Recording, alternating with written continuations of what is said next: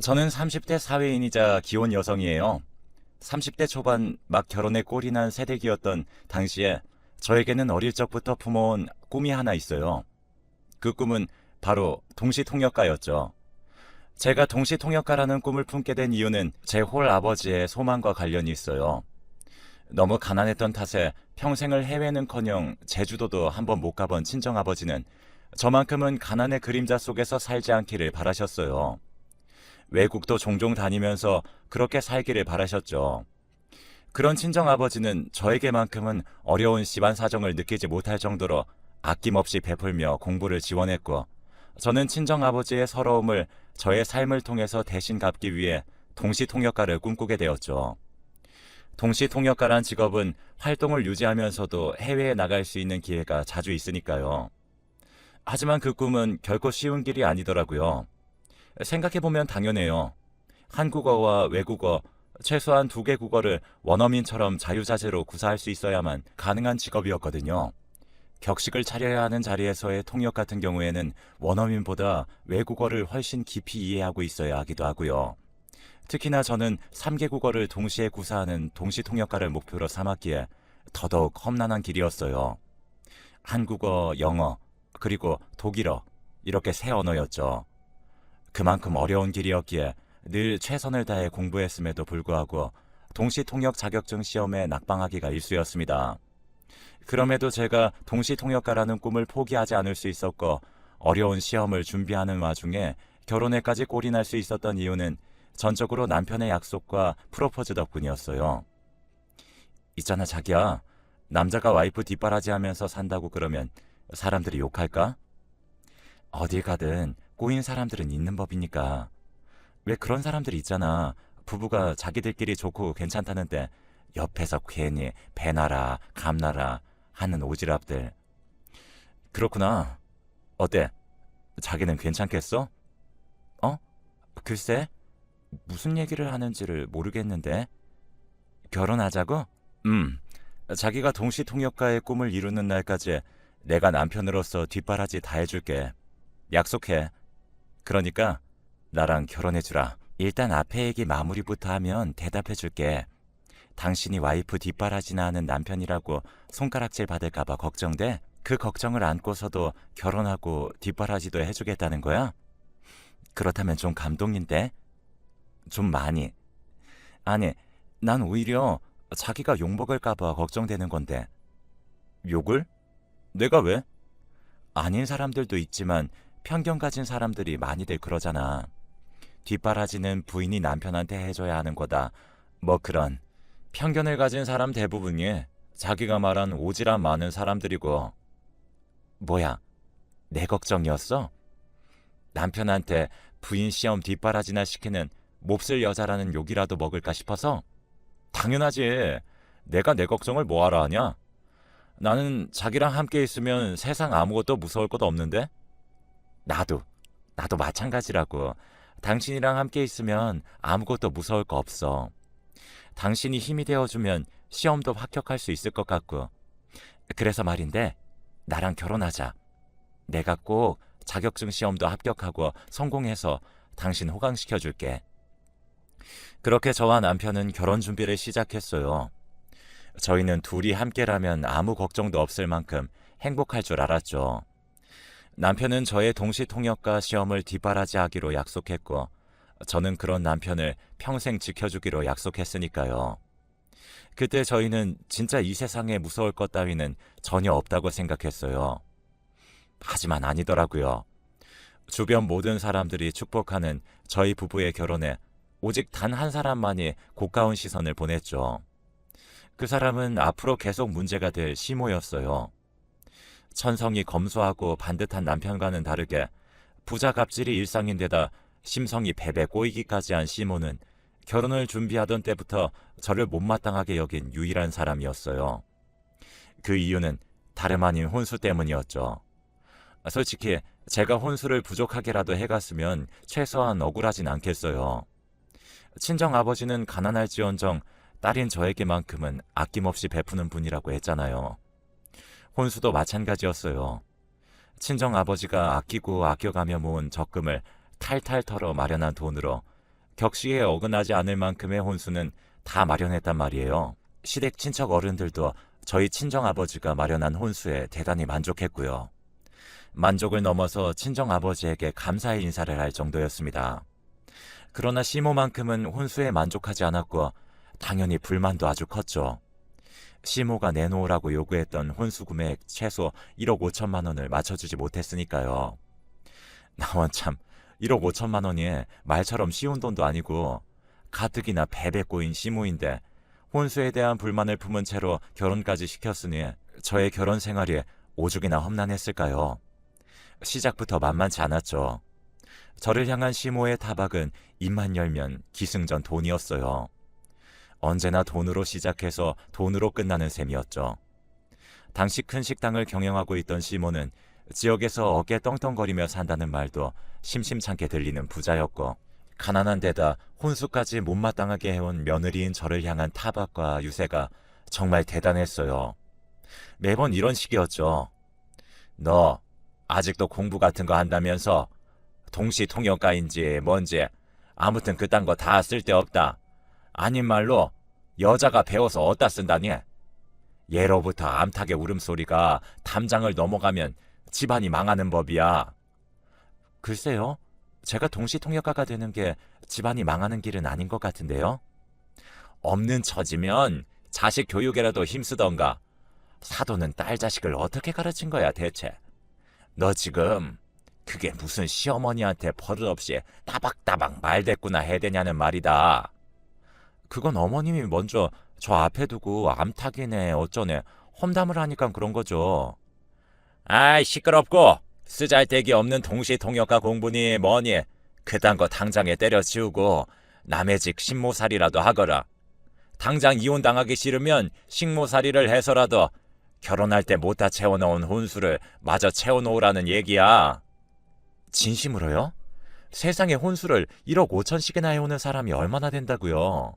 그럼 시애미가 며느리 따위랑 말장난이나 할 입장이니? 따위라뇨? 저도 사람인데 인격적인 존중을 해주셔야죠. 어머님은 말이 너무 심하시다고요. 인격적인 존중? 그런 거 받고 싶으면 당장 나가서 돈 벌어와. 부족한 혼수 채워놓기 전까지는 사람 대접 받을 생각 따윈 하지도 말고 정 능력이 안 되면 우리 식당에 와서 허드렛 일이라도 하거라. 화장실 변기도 좀 닦고 음식물 쓰레기도 좀 치우고 시간당 3,500원은 쳐주마. 어머니, 이게 어디서 목소리를 높이기를. 식당에 일자리 마련해줄 정도면 나만큼 좋은 시어머니 세상에 또 없는 법이야. 일단 그렇게 할 테니 내일부터 출근하거라. 제가 그렇게는 못하겠다고 맞서거나 말거나 시모는 못 들은 채 해가며 쌩하니 자리를 떠버렸어요. 그리고 바로 다음날 아침 일찍부터 저희 신혼집 앞으로 식자재 운반용 트럭을 대동한 채로 나타나더군요. 그리고는 글쎄 저를 다짜고짜 집에서 끌어내더니 트럭에 싣는 게 아니겠어요. 트럭 뒷자리에 태운 것이 아니고요. 말 그대로 저를 트럭에 실었어요. 시모가 저를 내팽개친 곳이 트럭 짐칸이었거든요. 그렇게 저를 납치하다시피 태운 트럭이 도착한 곳은 역시나 시모의 식당이었어요. 시모는 당황한 제가 미처 정신을 가다듬을 겨를도 없이 변기부터 닦으라며 화장실로 등을 떠밀었어요. 정말 황당했고 수치스러웠어요. 시모의 식당을 돕는 거요? 식당이 어려운 상황이라면 당연히 도와야죠. 또한 시모가 어려운 상황이니 도움이 필요하다고 부탁을 했더라면 아주 기쁜 마음으로 도왔을 거예요. 며느리도 가족이니까요. 하지만 그때는 그런 상황 자체가 아니었다고요. 시모의 식당은 줄을 서서 먹을 만큼 손님들이 넘쳐났고 직원들도 많은 상황이었어요. 그런 상황에 심지어 모욕까지 줘가면서 강제로 일을 시키려고 드는데 세상 어떤 며느리가 나 죽었소 하면서 얌전히 당하고만 있겠어요.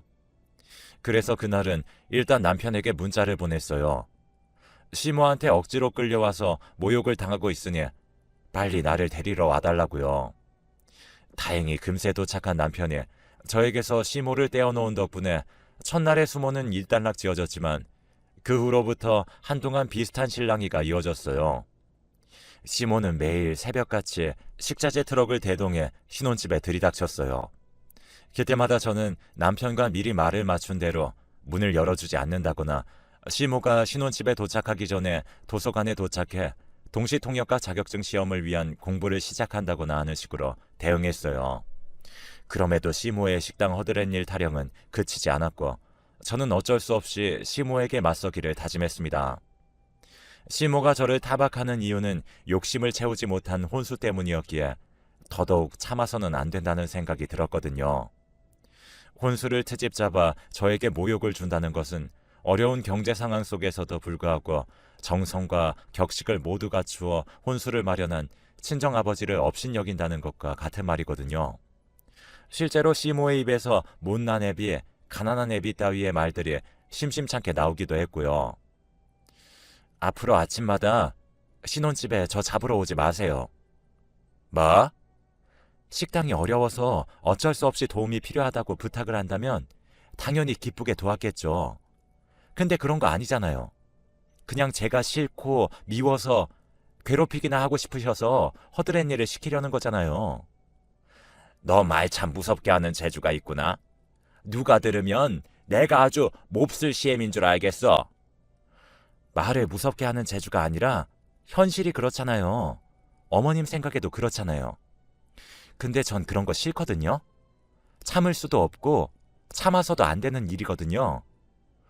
혼수 때문에 저를 업신여기는 거, 그 혼수를 정석껏 마련한 친정아버지를 욕하는 거랑 같은 말이기 때문이니까요. 부모 욕 듣고도 가만히 참는 자식이 세상에는 있을지도 모르겠지만 적어도 저는 아니라고요.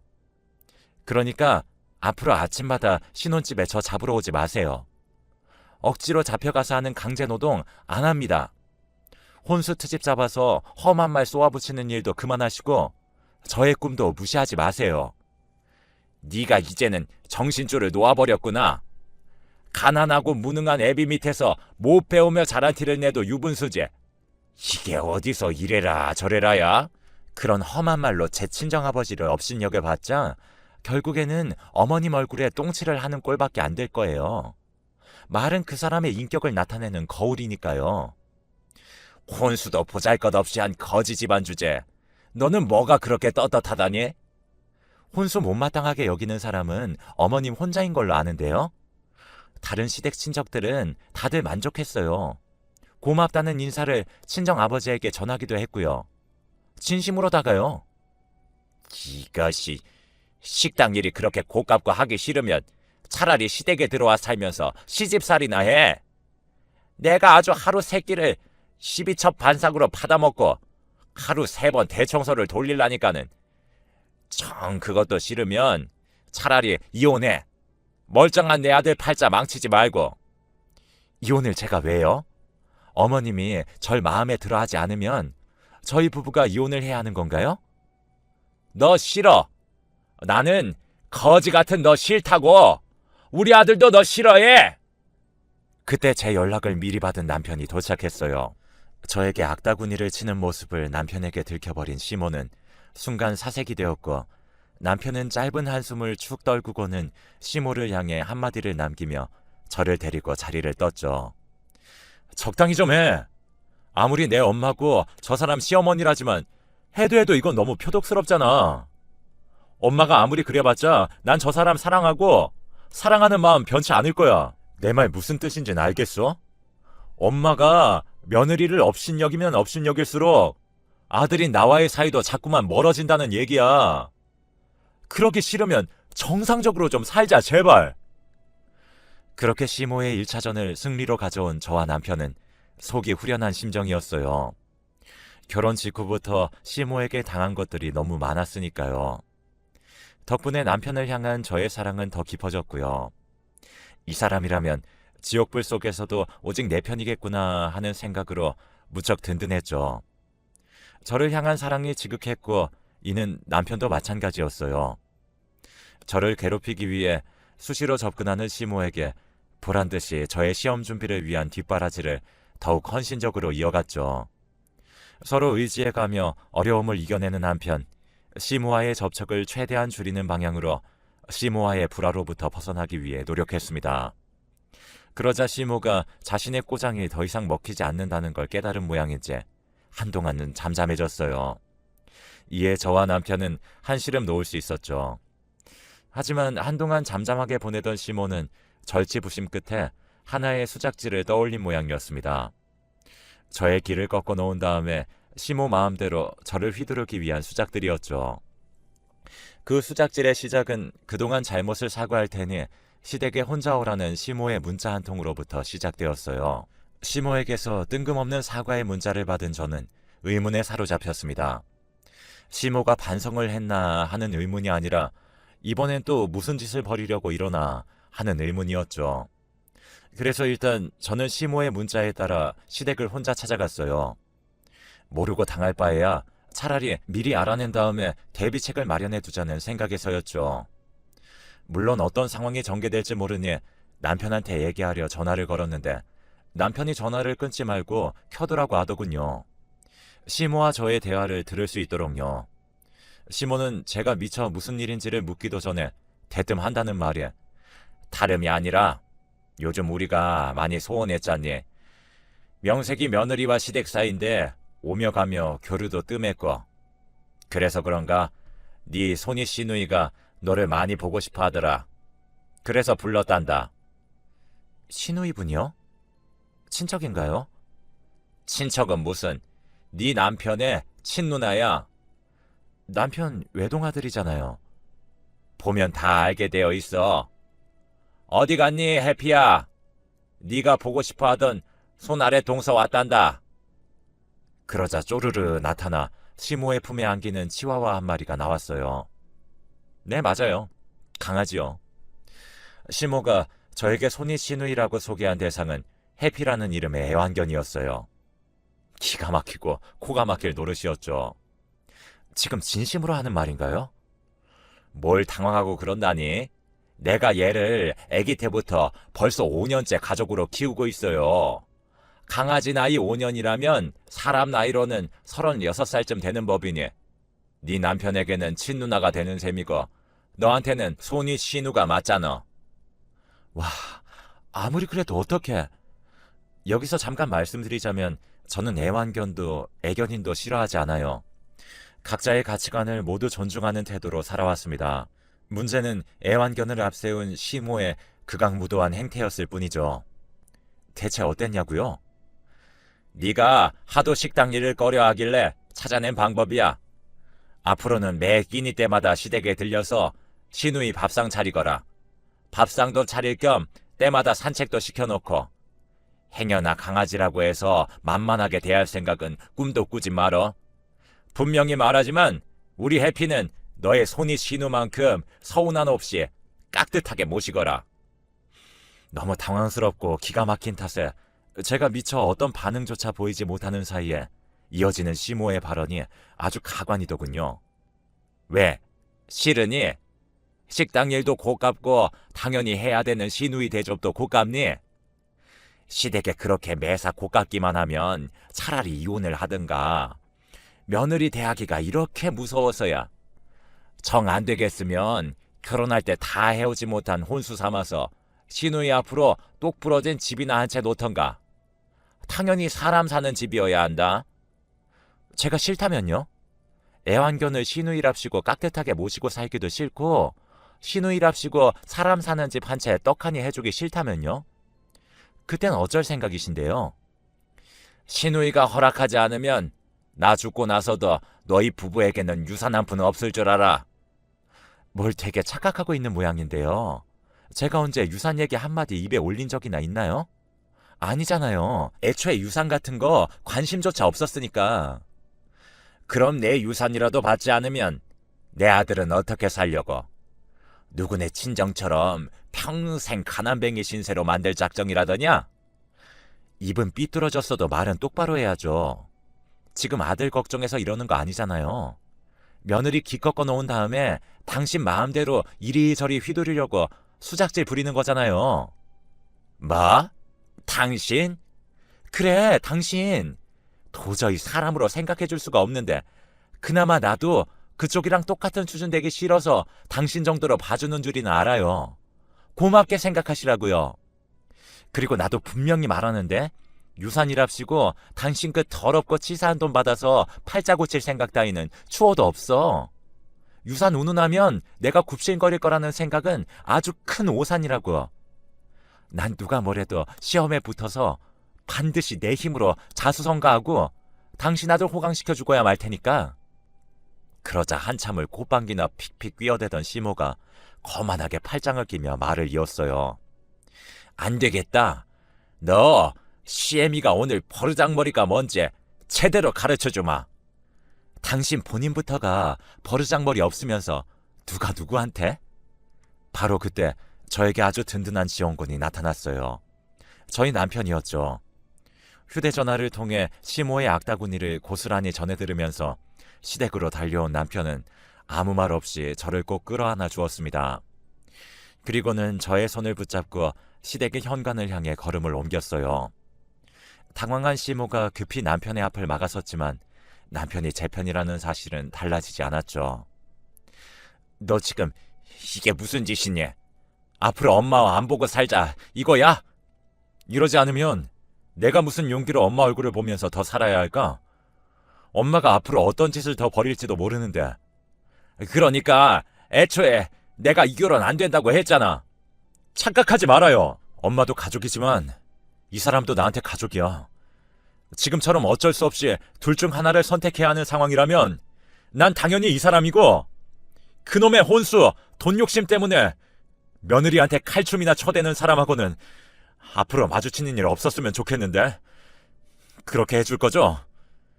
곧장 시댁을 떠나며 저와 남편은 시모와 의절했고 그 뒤로 한동안은 무척이나 평온한 날들을 보냈습니다. 남편은 장인어른에게 늘 따뜻했고 저의 시험 준비도 옆에서 잘 도왔습니다. 저는 남편의 뒷바라지와 친정아버지의 보살핌 덕분에 공부에 매진할 수 있었고요. 덕분에 다가오는 동시통역과 자격증 시험에는 합격을 노려볼 수도 있을 만큼 성적이 급상승했어요. 그런데 덜컥 친정아버지가 돌아가셨어요. 아무 고통 없이 푹 주무시면서 평온한 얼굴로 떠나셨어요.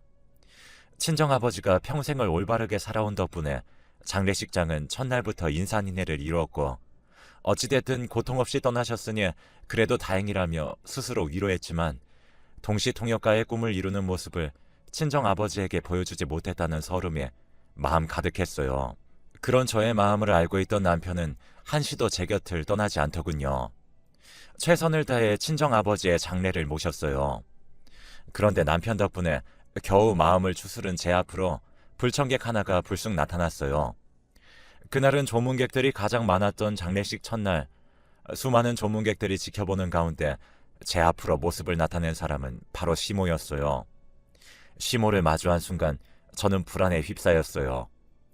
또 무슨 만행을 저지를지 모르는 일이었고, 심지어 장소마저 시모가 그토록 업신여기던 친정아버지 빈소였으니 더더욱 불안할 수밖에 없는 노릇이었죠. 하지만 저의 걱정은 금세 수그러들었어요. 시모가 아주 정갈한 상복 차림으로 나타났기 때문이에요. 왜 그런 말도 있잖아요. 아무리 험악한 사이라도 장례식과 같은 자리에서 때로는 기적 같은 화해를 이루는 경우도 있다는 말이요. 그때 저는 상복 차림으로 나타난 시모가 정신을 차렸다고, 그래서 친정아버지의 마지막 떠나는 길에 사돈의 예의를 지키기 위해 와주었다고 짧은 순간에나마 그렇게 생각했어요. 마침 시모는 저에게 직접 부조금 봉투를 건네더군요. 제가 감사하다는 인사와 함께 시모의 부조금 봉투를 받아들려는 순간 시모가 다짜고짜 저의 손목을 억지로 붙들고는 장례식장 밖으로 끌어내려 하더라고요. 그러면서 하는 말이, 네 시누이가 임종했으니 시누 장례식장에 와서 손님들 수발이나 좀 거들 거라. 그랬어요. 친정아버지의 장례식 첫날이 하필이면 시모가 저에게 시누이로 모시라며 강요했던 애완견 해피의 장례식 첫날과 겹쳤던 것이었어요. 시모는 애완견 해피의 장례식 때문에 상복을 입었을 뿐이었고요. 결코 제 친정아버지의 장례식 때문이 아니라요. 모든 사실을 깨달은 저는 차마 말로 표현할 수 없는 분노가 치솟았지만 애써 감정을 추스르며 대답했어요. 다른 자리 같았으면 참지 않았겠지만 친정아버지의 장례식장이었으니까요. 그래서요? 부친상 당한 저더러 그쪽 집안 장례식에 나가서 잡일이나 하라고요? 결혼할 때 혼수도 제대로 못 해왔으면 시누이 장례식에 노동으로라도 갚아야지. 이건 경우가 아니죠. 다른 상도 아니고 부친상이라고요. 부친상. 하다못해 사람 장례식이 겹쳤다고 해도 부친상 상주를 포기하라는 것은 있을 수도 없는 얘기인데, 심지어 그쪽 장례식은 애완견 장례식이라면서요. 이게 말이 되는 소린가요? 지금 나한테 애완견 장례식 따위가 뭐가 중요하다고? 나한테는 우리 해피 장례식이 더 중요하니 조용히 따라오기나 해. 시모가 고함을 지르기가 무섭게 지금 이게 무슨 일인가 싶어서 지켜보고 있던 조문객들이 분노하며 득달같이 달려들어줬어요. 부친상을 내버려둔 채 강아지 장례식이나 치르라는 게 말이 되는 소리냐면서요. 그러나 이에 굴하지 않는 시모는 저에게 늘 해왔던 말들 그대로 친정아버지를 업신여기는 발언들을 쏟아내고 말았고, 결국 분노한 친정친척 어른들에게 끌려나가면서 장례식장에서 쫓겨나고야 말았습니다. 시모와 조문객들이 한바탕 소란을 벌이고 있던 그때 남편은 바닥에 나뒹굴고 있던 시모의 부조금 봉투를 열어보았어요. 봉투 안에 들어있는 금액과 쪽지 한 장을 발견하고는 몰래 마지막 쫓겨나는 시모의 뒷모습을 향해 체념의 시선을 보냈죠. 잠시 후 소란을 정리한 저에게 남편은 시모의 부조금 봉투와 함께 쪽지를 전해주었어요. 시모의 부조금 금액과 쪽지를 확인한 저는 왈칵 눈물을 쏟고야 말았어요. 더럽고 치사하더라고요. 줄 서서 먹는 식당을 경영하는 큰 부자인 시모가 부조금이라며 봉투에 담아넣은 돈은 단돈 5,000원. 함께 남긴 쪽지는 5,000원을 제외한 나머지 부조금은 결혼 때 제대로 해오지 못한 혼수 비용으로 퉁치자는 셈 치겠다는 거예요. 그날 저와 남편은 친정아버지의 영정 앞에 한마음 한뜻으로 다짐했어요. 앞으로 무슨 일이 있더라도 절대 시모를 용서하지 않기로요. 그러는 한편으로 저는 저 스스로를 다잡았어요. 시모로부터 더럽고 치사한 일을 다시는 겪지 않기 위해서라도 반드시 동시통역관이 되고야 말겠다고요. 꼭 성공해서 내 가족은 내 힘으로 지켜내겠다고요. 그로부터 약 3년 뒤에 저는 마침내 성공한 동시통역가가 되었어요. 능력을 인정받은 덕분에 저는 사업가들의 사업상 통역을 전담하는 스페셜리스트의 자리에까지 오르게 되었죠. 맡은 통역의 중책이 큰 만큼 연봉도 높아져 갔어요. 그러던 어느 날 사무실에서 직원들과 통역 스케줄을 정리하고 있던 저의 사무실로 뜻밖의 손님이 찾아왔어요. 이번에도 역시나 시모였죠. 그런데 시모의 행색이 어딘가 좀 이상해 보였어요. 당장이라도 시모를 문전박대하고 싶은 마음이 굴뚝 같았지만 그 이상한 행색이 궁금해진 저는 일단 시모를 자리에 앉혔어요. 최 실장님, 여기 따뜻한 녹차 한 잔 부탁해요. 아, 잠깐만요. 우리가 따뜻하게 차 나눌 사이는 아닌 것 같아서요. 정 원하면 나가서 한 잔 사오던가요. 1층 카페에 있으니까요. 사주는 거니? 제가요? 아님 됐다. 한 푼이라도 아껴야 할 처지에 카페는 무슨. 한 푼이라도 아껴요? 하긴 딱 보니까 3년 동안 많은 일이 있었던 모양이네. 줄 서서 먹는 식당 사장이랍시고 명품 아니면 입지도 않던 양반이 어쩌고 그러고 온 건가요? 의류 수거함에 있는 옷까진 아니고 여기저기 주워서 좀 입다 보니까 꼴이 이 모양이지. 의류 수거함 옷이요?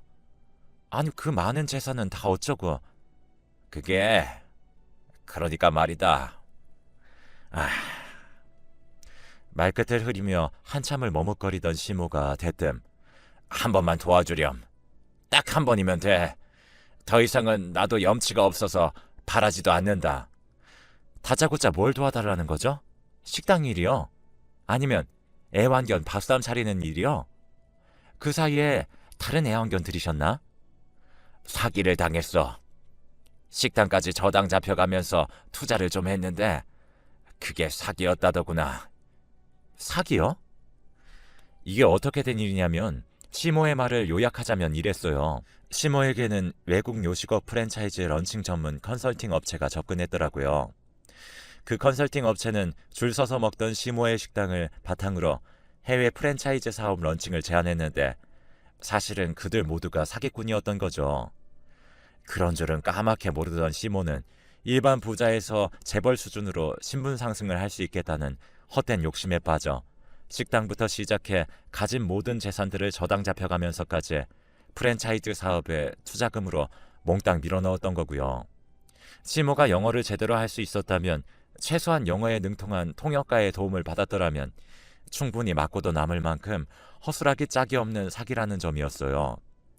다만 그 통역비가 무척 아까웠던 시모는 그래서 중간에 자기들이 있는 거라며 자기들이 알아서 해주겠다는 그 사람들이 하는 말을 고지고대로 믿었다고 해요. 막을 수 있었던 사기를 꼼짝없이 당해버렸을 뿐이었고요. 결국 시모는 가진 모든 재산을 싹 날려먹은 채로 집도 절도 없이 떠도는 가난뱅이가 되었으니 본인 신세를 스스로 망친 셈이라고 해야 하나요? 그리고 시모가 본인 신세를 스스로 망친 것이 하나 더 있었는데요. 대충 상황은 알겠고요. 바쁘니까 용건만 간단히 하죠. 부탁이라는 게 대체 뭔가요? 그 사기꾼 놈들이 외국 회사라 돈을 돌려받으려면 외국에 소송을 걸어야 한다는구나. 그래서요. 알다시피 난 영어를 한마디도 못하지 않니? 통역을 해달라? 우리가 어떤 사이인지, 당신이 나랑 친정아버지한테 무슨 짓을 했는지 벌써 잊은 건 아니죠? 알지. 나도 염치가 없지만서도 지금 처지에 돈 주고 통역사를 고용할 여유가 없어가지고. 변호사 비용은 있고요. 외국 변호사 비쌀 텐데. 외국 변호사를 꼭 써야 한다니? 한국 국산 변호사는 안 될까? 외국에 소송을 걸려면 외국 변호사를 써야죠. 나라마다 법이 다 다른데. 아무튼 통역가로서 제 대답은 이렇습니다. 제가 할 수 있는 통역이 아니에요. 아니 왜? 너 잘 나간다며? 능력 있는 동시 통역가라며? 능력 있는 동시 통역가인 건 맞는데 경우가 다르죠. 난 강아지 말 같은 건 통역할 줄 모르거든요. 인간의 언어를 번역하는 통역가니까. 그게 무슨... 강아지가 내 시누이라면 당신도 강아지일 텐데 난 멍멍, 으르렁, 깽깽 그런 말 모른다고. 나 지금 많이 바쁜데 여기 계속 있을 겁니까? 시모가 저의 바지가랑이를 붙들고 애원했지만 저는 눈썹 하나 까딱하지 않았어요. 솔직히 말하자면 통쾌한 표정을 감추느라고 고생 꽤나 했죠. 남편과 함께 친정아버지의 영정사진 앞에서 다졌던 시모를 절대 용서하지 않겠다는 다짐도 지켰고, 시모로부터 받았던 서러움도 모두 떨쳐내었으니까요. 그렇게 지금 저는 오늘도 능력 있는 동시 통역가로 성공을 이어가고 있어요. 저의 성공을 만들어준 남편의 자부심 또한 아주 대단하고요. 저는 저대로 남편을 호강시켜주겠다는 약속을 지키며 살고 있답니다. 시모는 어떻게 되었냐고요? 외국 사기꾼들에게 소송을 걸지도 못한 채로 여전히 거짓골이라는 소식만 간간히 들려오고 있어요. 뻔하죠. 외국 변호사도 시모의 말을 통역하는 동시 통역가도 구할 수 있는 능력이 없었을 테니까요.